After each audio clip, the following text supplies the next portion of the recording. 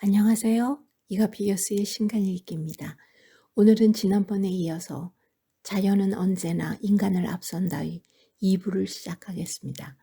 제1부에서 완보동물, 혹등고래, 고슴도치를 소개했고요. 오늘은 네 번째 동물인 갯가재를 소개하겠습니다. 약 10cm까지 자라는 갯가재는 몸집은 작지만 지구에서 체중 대비 가장 강한 펀치를 날린다.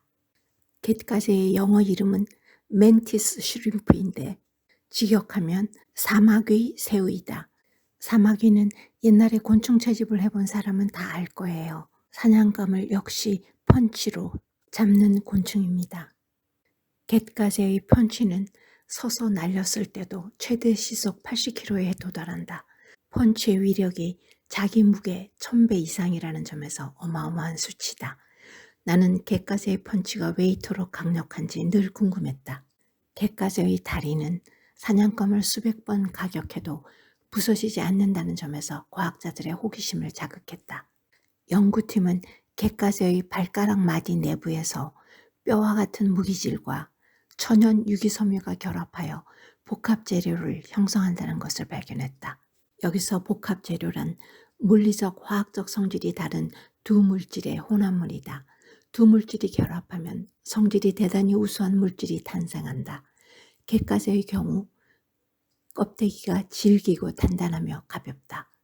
연구팀은 또한 곰봉 내부의 키틴 섬유가 헬리코이드 구조, 다른 말로 나선형으로 배열되어 있음을 발견했다.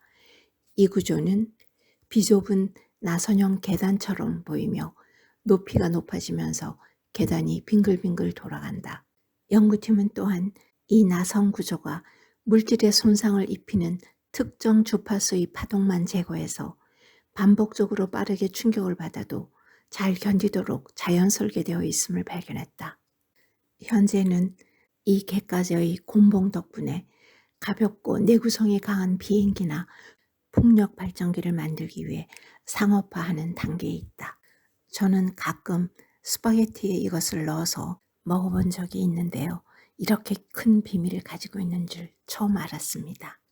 이제 5번째로 소개할 동물은 아마존강에 사는 아주 거대한 물고기인 아라파이마입니다. 사실상 지구에서 가장 큰 민물고기로 피라쿠쿠라고도 불린다.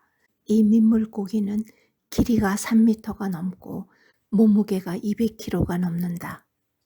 아주 오래전부터 지구에서 살았으며 넓적한 녹색머리, 유선형의 몸통, 크고 작은 반점이 있는 꼬리, 그리고 몸 전체가 갑옷처럼 층층이 쌓인 회녹색 비늘에 덮여 있다. 이 비늘은 피라냐의 강력한 턱에 물려도 찢어지거나 갈라지지 않는다. 진화하면서 고유의 비늘 갑옷을 획득했으며 이 비늘 갑옷은 놀랍게도 인간의 방탄복과 다르게 상당히 유연하다.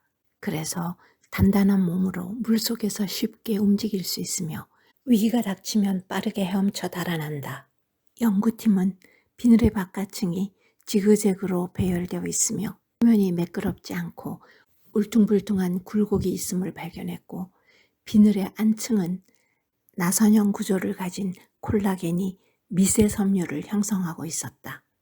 이러한 특성 덕분에 아라파이머의 비늘은 지구에서 가장 단단하고 유연한 생체 재료로 평가된다. 방탄복뿐만 아니라 우주 항공 분야 그리고 적의 감시망을 피하는 잠수함에도 쓸 수 있다고 한다.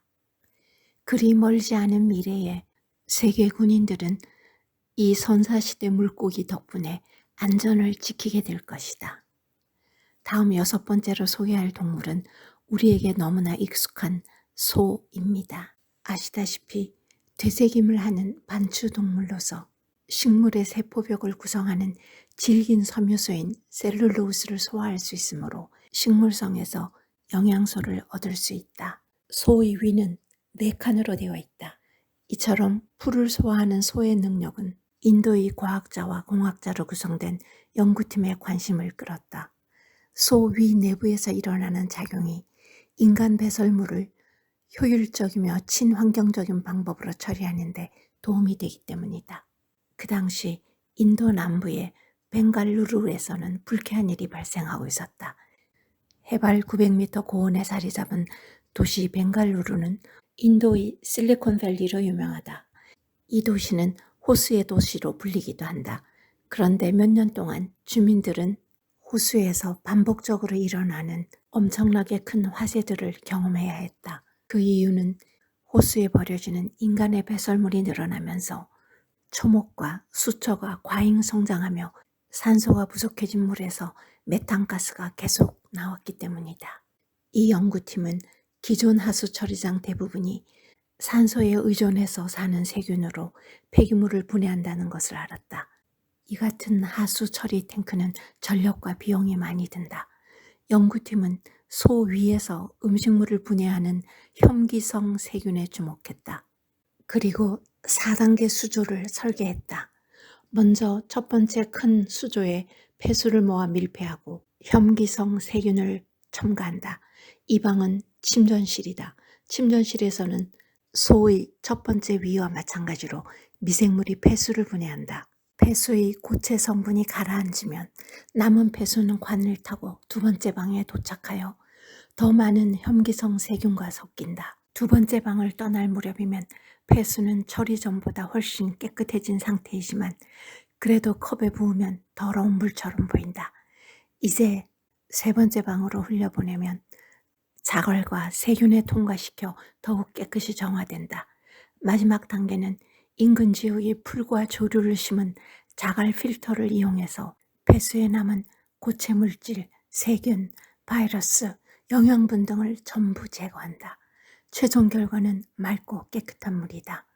유해는 세계 폐수의 80%가 놀랍게도 처리되지 않은 채 배출된다고 밝혔다. 푸른 들판에서 풀을 뜯는 소가 폐수를 정화하는 값싸고 친환경적이며 지속 가능한 해결책에 영감을 주었다는 사실이 정말 놀랍지요. 우리나라도 축산물에서 나오는 많은 폐수를 이런 방식으로 해보면 어떨까 하는 생각이 드네요. 다음 7번째로 소개할 동물은 대왕쥐 가오리입니다. 이 가오리는 날개 폭이 최대 8.5m에 달하며 일생의 대부분을 멀리 떨어진 바다에서 보낸다. 살아있는 날개처럼 납작한 대왕쥐 가오리의 몸은 저항을 최소한으로 받으며 물속을 미끄러지듯 헤엄쳐 다닌다. 이 물고기의 먹잇감은 무엇일까? 바로 탁한 물에 있는 플랑크톤을 걸러내서 섭취한다. 오늘의 주인공은 이 물고기 입안에 있는 여과장치이다.